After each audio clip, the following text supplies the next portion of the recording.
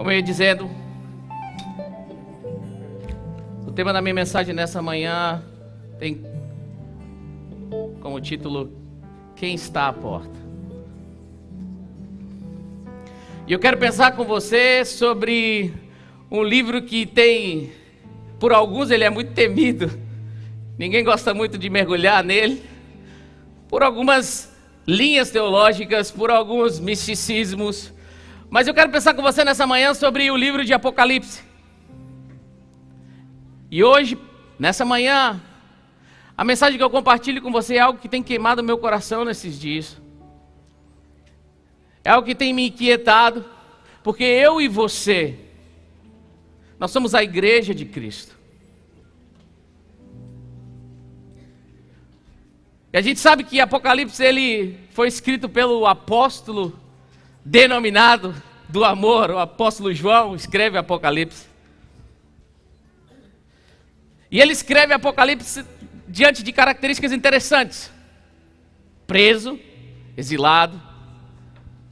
Ele tem aquilo que é a revelação, e é esse o significado do nome Apocalipse. Eu não sei como deu-se a origem em português, talvez o pastor Damião pode depois trazer isso para nós. Mas Apocalipse quer dizer revelação, e de fato são revelações sobre aquilo que estava acontecendo com os discípulos de Jesus e com a igreja naquele tempo. João é levado ao exílio por um imperador que era temido, chamado Domiciano, se eu não me engano, esse é o nome. Mas aí eu quero abrir um parêntese para você, antes da gente de fato entrar nas escrituras. E eu percebo que algumas coisas acontecem com a vida dos discípulos de Jesus que chamam a minha atenção. João está preso. Paulo é preso. Pedro foi preso. Ou seja, um dos protagonistas do Novo Testamento, todos eles tiveram momentos em prisões. Todos eles foram lançados no cárcere. Mas se você ler, estuda a história, você vai perceber que o Paulo escreve boa parte das suas cartas ali trancado. Pedro é preso e é morto. Mas o evangelho nunca deixou de estar livre. O evangelho nunca deixou de ser pregado. O evangelho nunca deixou de ser anunciado. Então a primeira coisa que eu percebo na vida desses homens é que o amor que eles tinham pelo evangelho era algo extraordinário. E a vida deles mostrava isso para nós. A vida daqueles discípulos mostrava que existia um relacionamento transformador, capaz de trazer ressignificação para suas vidas. Um relacionamento em que o homem natural não era capaz de discernir. E aí Paulo vai escrever para nós lá em Coríntios, capítulo 2, 14 e 15, vai dizer: olha, o homem natural não é capaz de discernir as coisas espirituais, porque ele só consegue discernir o que é natural. Mas nós que somos espirituais conseguimos discernir tudo. E aí no final desse versículo ele vai dizer: porque nós temos a mente de Cristo em nós. A outra coisa que me chama a atenção na vida deles é a convicção acerca do seu propósito. E essa é uma conversa que a gente tem tido durante algum tempo já. Qual é o teu propósito? Quais são os teus propósitos?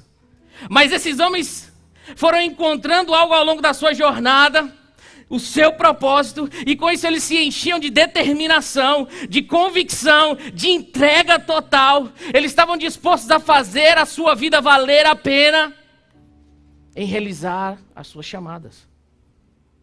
E a terceira coisa que me chama a atenção na vida deles é a fusão de vida.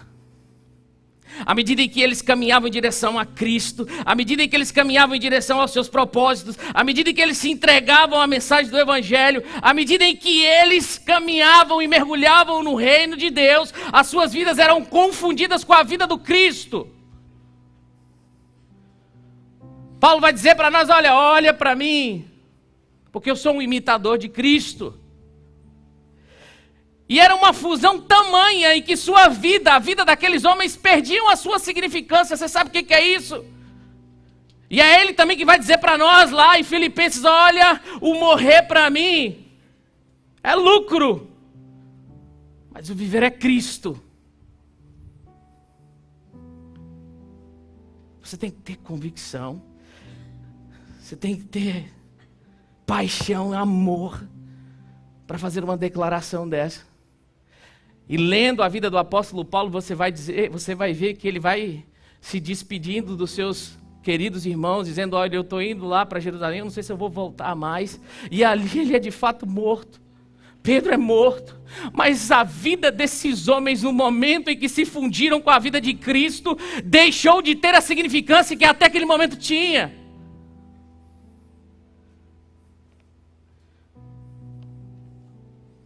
João é levado ao exílio.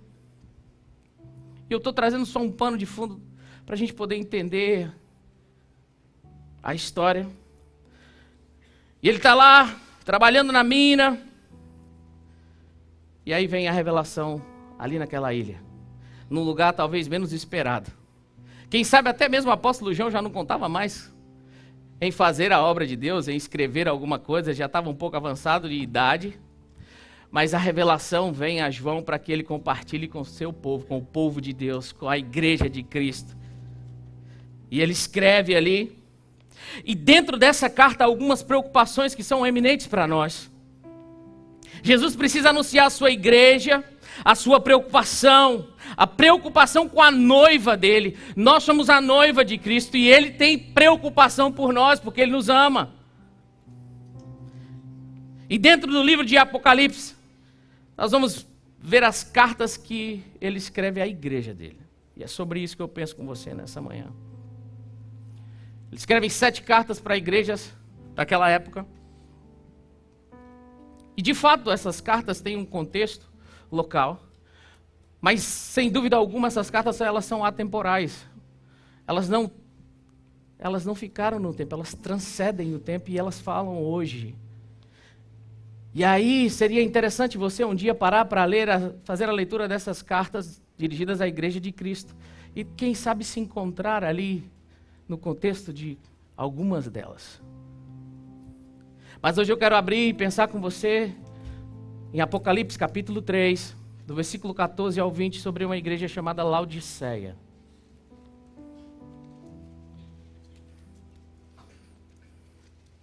Apocalipse capítulo 3, verso 14 ao 20. A tradução que eu leio é a Nova Versão Internacional. E vamos à leitura.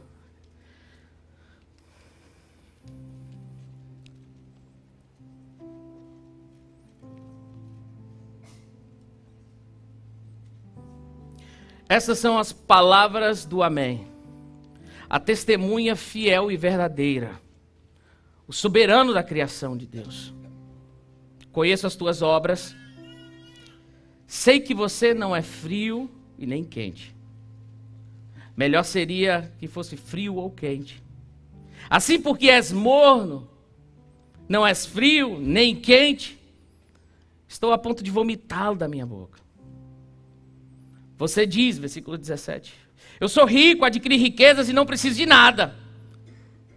Não reconhece, porém, que és miserável, digno de compaixão, pobre, cego e que estás nu.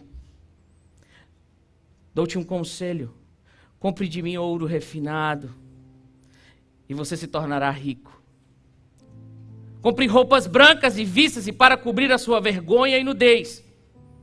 E compre colírio para ungir os teus olhos e poder enxergar.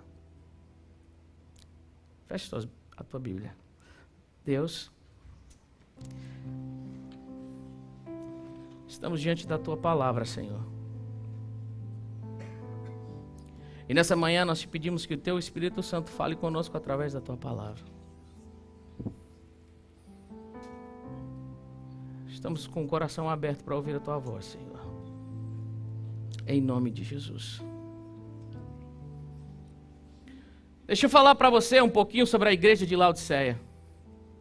A igreja de Laodiceia, ela começa geralmente como qualquer outra igreja começou naquela época.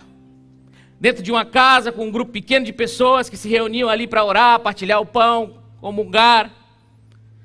E você pode encontrar isso em Colossenses capítulo 4, versículo 15, que Paulo vai trazendo uma saudação aos irmãos de Laodiceia e aqueles que se reuniam na casa de Nifa. Então ali existia uma igreja. Começou uma igreja dentro de uma casa. Mas estava na cidade de Laodiceia, e a cidade de Laodiceia tem algumas características que a gente precisa entender.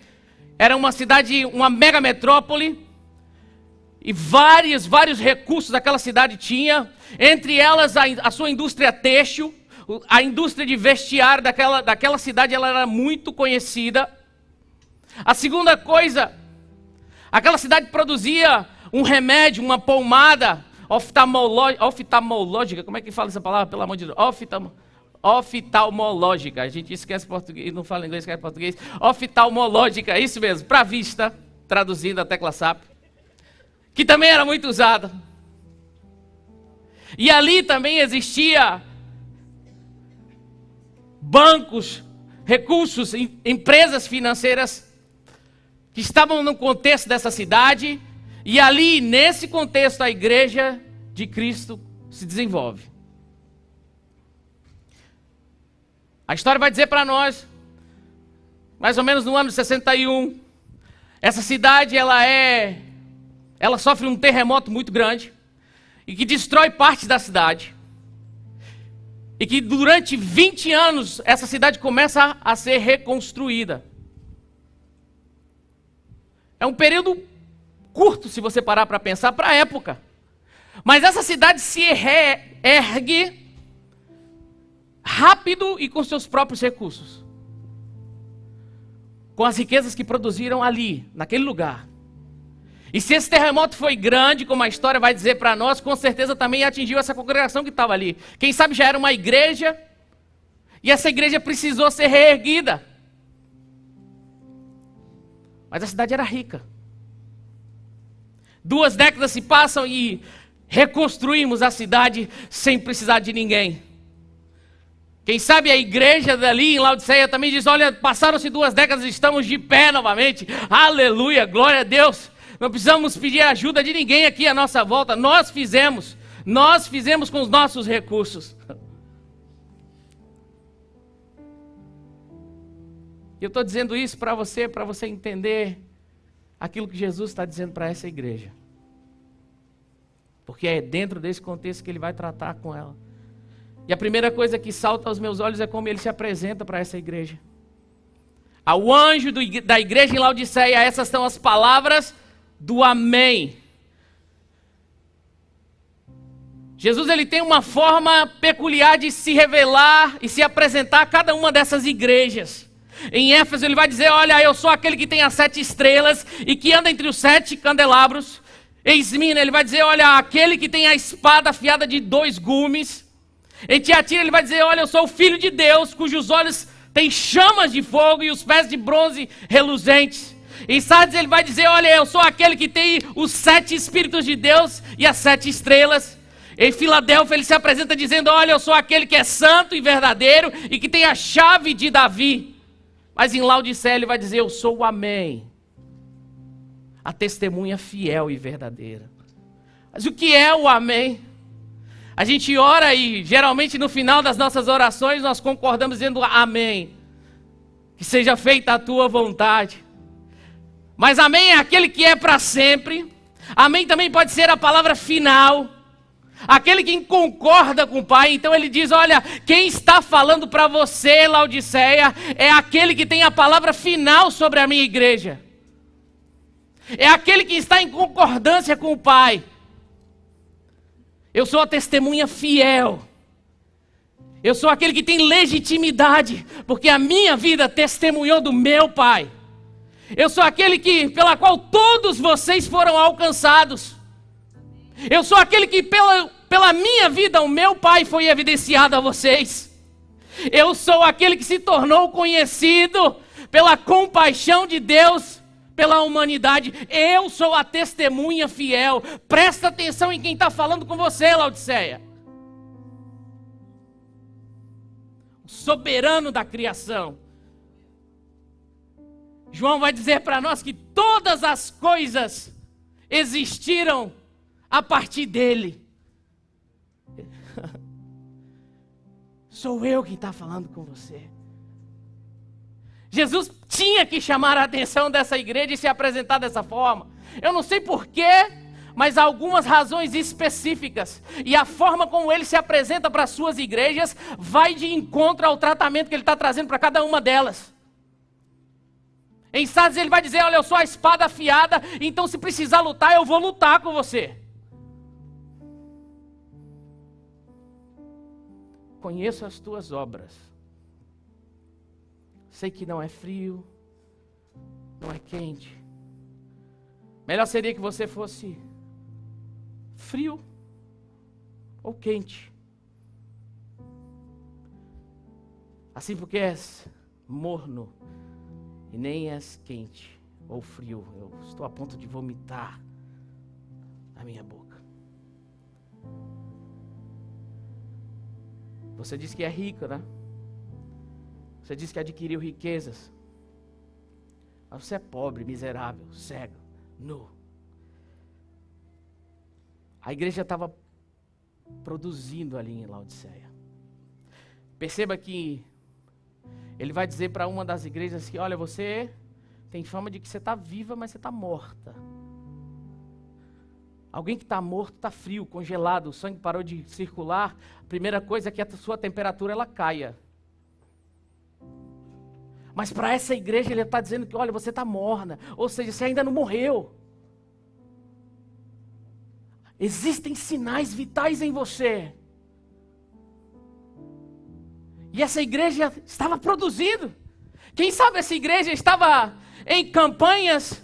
Quem sabe essa igreja estava se reunindo todos os domingos. Quem sabe essa igreja estava tendo eventos. Era uma igreja que estava em atividade. Mas existem alguns problemas que essa igreja tem. E que nós precisamos pensar. O estado dessa igreja foi determinado para que o seu trabalho não fosse em vão. Mas tudo que essa igreja estava produzindo até então se torna vão. A igreja de Laodiceia tinha um problema. E para mim um dos problemas que essa igreja tinha era um problema de vista. Um problema de não conseguir enxergar. E para mim é daí que parte todos os outros problemas talvez. Quando você perde a habilidade de enxergar as coisas, como é que o seu senso, o seu discernimento acontece diante das coisas de Deus? Quando você perde a habilidade de enxergar o mundo espiritual, o plano espiritual, como você pode discernir as coisas espirituais? Essa igreja também tinha um outro problema. Por estar cego, talvez não se dava conta de que estava nu. E a gente sabe que a palavra de Deus vai dizer para nós que nudez significa pecado. Uma igreja que perde a habilidade de enxergar, não consegue lidar com seus pecados.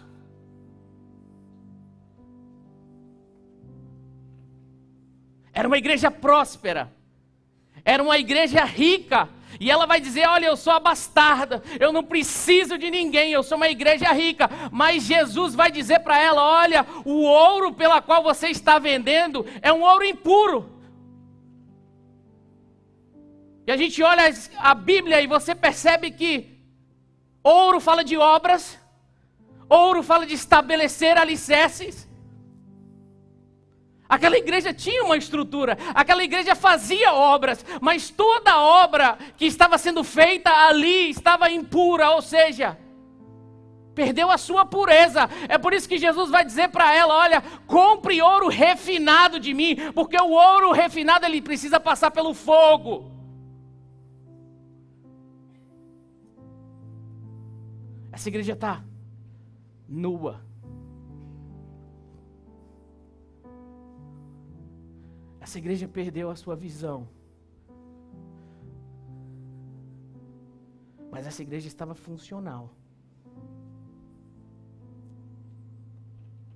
Essa igreja se reunia.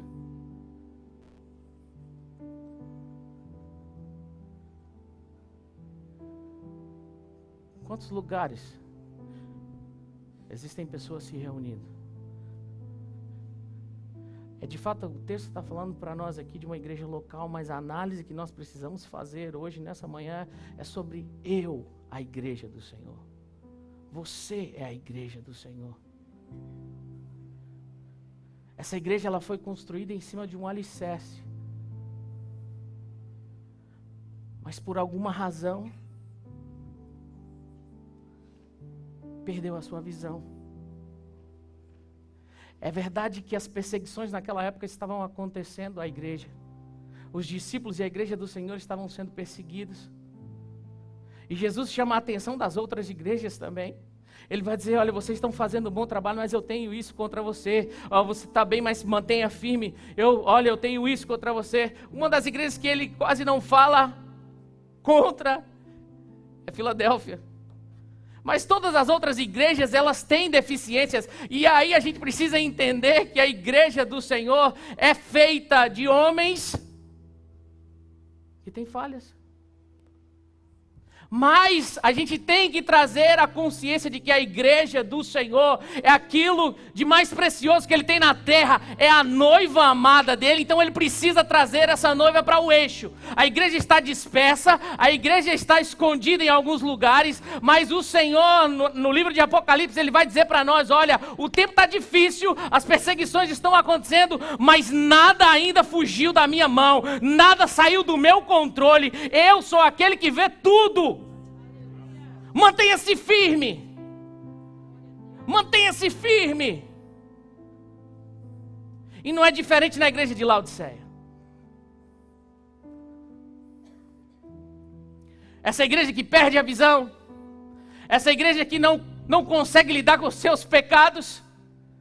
Essa igreja que perde a essência do Evangelho, que é a dependência de Cristo.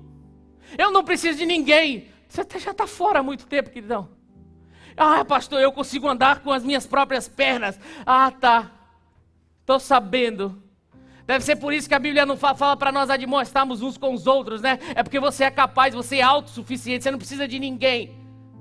Você já deixou o Evangelho de lado há muito tempo, queridão. Se o Evangelho não é sobre relacionarmos uns com os outros, à luz de Cristo, perseguindo aquele que é o exemplo de vida para nós, não existe o Evangelho. Mas eu consigo andar sozinho, pastor. Hoje eu consigo me manter simplesmente assistindo as pregações do YouTube, então eu vou lá e pesco, é como se eu entrasse no supermercado e eu compro aquilo que me apraz. Se eu não gostei disso, eu faço isso. Se eu não gostei disso, eu vou para outro. E aí, de fato, tem tudo isso lá. Mas você está buscando aquilo que você quer. E a sua frase, ela se junta à dessa igreja. Eu não preciso de ninguém. Eu estou autossuficiente, eu consigo me manter. Mas tem alguém lá fora dessa igreja batendo na porta. E essa igreja talvez com barulho. Quem sabe vazio no meio do louvor. Cantando e dando glórias e louvando. E alguém está batendo na porta. Essa igreja, quem sabe, estava pregando a palavra, mas alguém estava lá fora batendo na porta.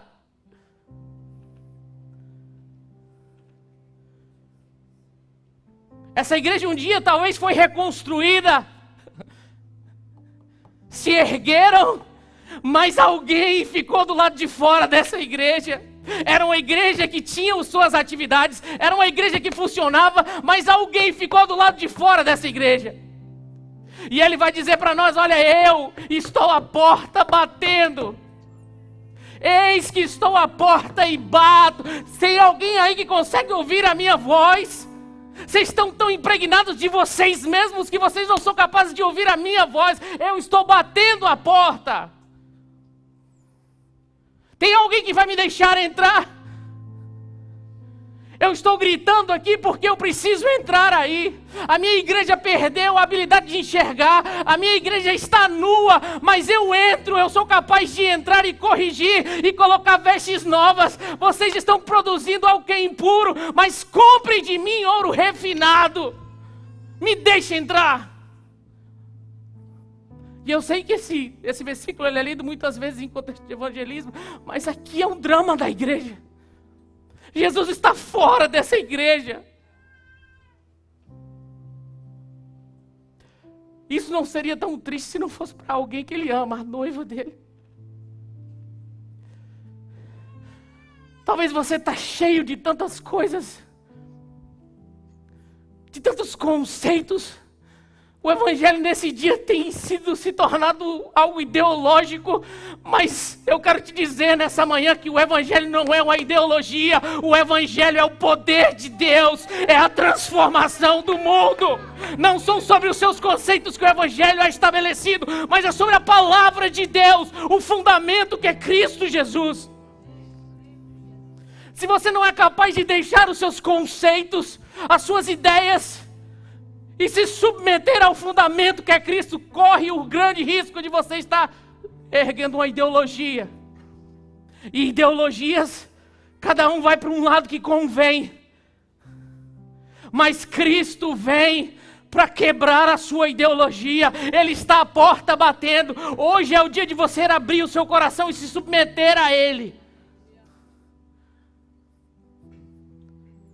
E ideologias, quando nós construímos ela dentro de nós, nós criamos inimigos. Nós perdemos a habilidade do diálogo, porque eu creio naquilo que é certo, é aquilo que eu acredito. Pastor, eu acredito dessa forma. Então, e aí eu olho para Jesus, que foi capaz de sentar inimigos mortais à mesa dele, para comungarem do mesmo pão, porque entre aqueles homens, o fundamento era Cristo. Cristo. Tem alguém batendo a porta. Tem alguém batendo a porta. Será que alguém é capaz de ouvir a minha voz? Pastor, o que isso tem a ver comigo? Ele está falando para a igreja lá atrás. Olhe para você nessa manhã. Você é a igreja de Cristo. Onde foi que você perdeu a sua dependência dele? Olha para você nessa manhã, o que você tem produzido? É Cristo o fundamento daquilo que você produz? Olha para você nessa manhã, você está insensível a pecado? Olha para você nessa manhã, será que você perdeu a capacidade de enxergar? Existe alguém batendo a porta. Existe alguém batendo a porta e ele vai dizer, me deixa entrar, porque eu preciso corrigir você, e eu corrijo você porque eu amo a quem eu corrijo. O amor de Deus é quem nos constrange, e através dele que nós somos transformados, mas ele precisa entrar, a igreja precisa abrir a porta para Cristo. Nós, igreja, hoje precisamos abrir a porta e deixar que Ele entre e arrume as coisas da forma que Ele queira, entregar o controle das nossas vidas para Ele. Dizer, Deus, nós somos dependentes do Senhor. Nós somos dependentes do Senhor. Ajuda-me a perceber as coisas que eu não consigo enxergar ainda. Sonda o meu coração.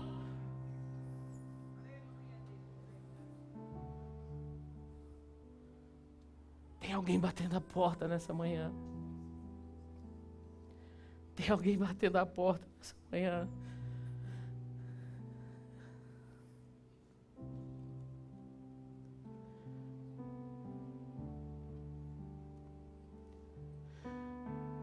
Ah, Deus.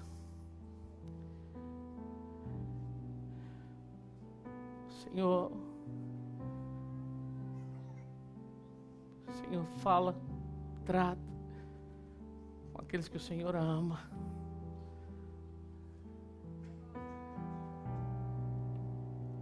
Nós queremos olhar para nós hoje, Deus, para dentro do nosso coração.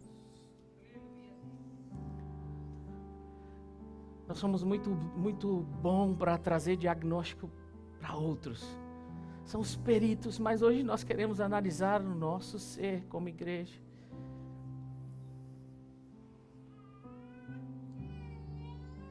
Se temos deixado o Senhor do lado de fora em alguma área da nossa vida, Pai, nós queremos abrir a porta do nosso coração nessa manhã.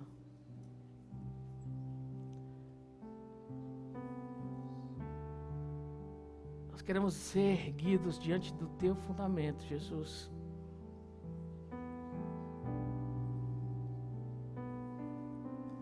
Trata as nossas vidas, Pai. Trata as nossas vidas, Senhor. Aleluia.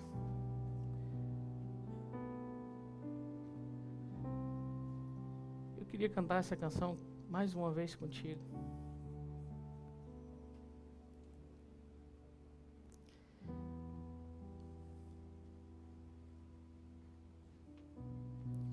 E encerrar dizendo que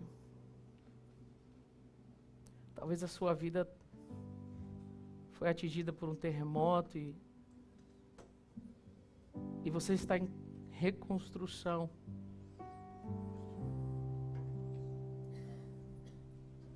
Ou quem sabe a sua vida está cheia de atividades e mais atividades.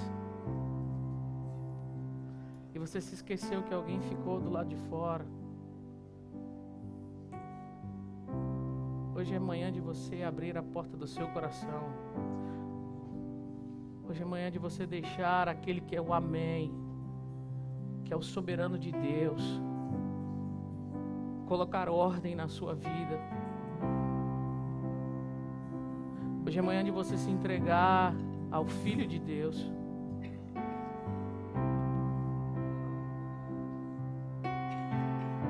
Hoje é manhã de você colocar a sua dependência em Cristo. Talvez o tempo em que você está atravessando hoje é um tempo difícil, de incertezas, de dúvidas, de questionamentos. Eu quero dizer para você nessa manhã que Ele ainda tem todo o controle nas suas mãos. E assim como Ele escreve aos seus discípulos, assim como Ele escreveu à sua igreja, Ele continua falando hoje aos seus filhos, porque Ele ama a cada um deles. Ele ama os seus, Ele ama a sua igreja, e é por isso que Ele precisa trazer a sua igreja para o centro da vontade dEle.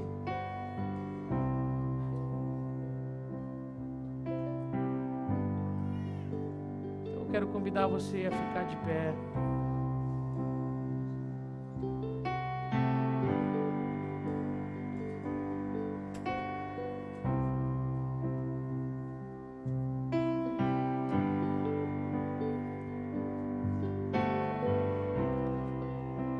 Confesso para você, quando eu estava pensando nessa mensagem,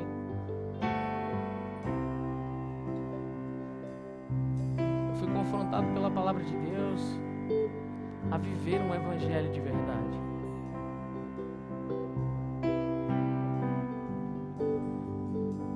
A viver esse evangelho que de fato a Bíblia diz que é e existe. Eu acho que esse é um dos grandes desafios que nós temos hoje, pastor Júlio. Viver esse evangelho. Colocar em ação. Encontrar o nosso propósito. Ter a convicção. Seguir em frente. Coisas boas vêm, coisas más vêm. Tentações, destruição, fracasso. Mas nós seguimos em frente. Paulo vai nos ensinar dizendo, olha, eu vou precisar esquecer das coisas que ficaram para trás. Mas eu tenho um alvo e eu preciso continuar. Eu preciso seguir em frente. Eu preciso seguir, o meu alvo é Cristo, então eu vou para Ele. Eu tenho convicção daquilo que eu fui chamado. Eu sou a igreja viva do Senhor. Então não são prisões que vão me limitar. Não são cadeias. Não são perseguições. O que eu tenho em mim é muito maior. O viver para mim é Cristo. E eu já estou crucificado com Ele. Então eu preciso tomar a minha cruz e segui-lo. Porque se eu morrer é lucro. Eu vou me encontrar com Ele. Mas no momento em que Ele tem me dado o prazer, o presente da vida, eu viverei para Ele, por Ele. Mas hoje é dia de trazermos o fundamento e abrir a porta do nosso coração para Cristo Jesus. Ele está batendo na porta e quer entrar.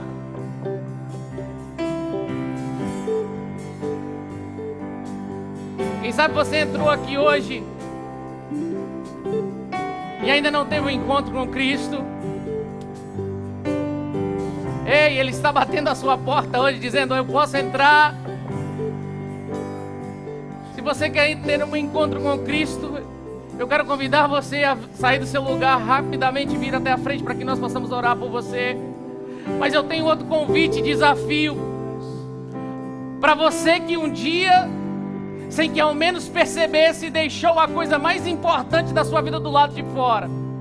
Mas continua trabalhando, continua produzindo, continua reunindo. Mas alguém ficou do lado de fora e está batendo a porta dizendo: eu posso entrar hoje? Você que se encontra aí, assim, que perdeu a dependência de Deus, que deixou de crer na dependência de Deus por alguma razão, que perdeu a sua visão, mas que hoje quer que aquele que é o amém da sua vida, o fundamento, entre, coloque as coisas no lugar e te leve para aquilo que Ele tem planejado para a sua vida. Sai da sua frente, sai do seu lugar e vem aqui também. Vamos orar, vamos colocar isso diante de Deus.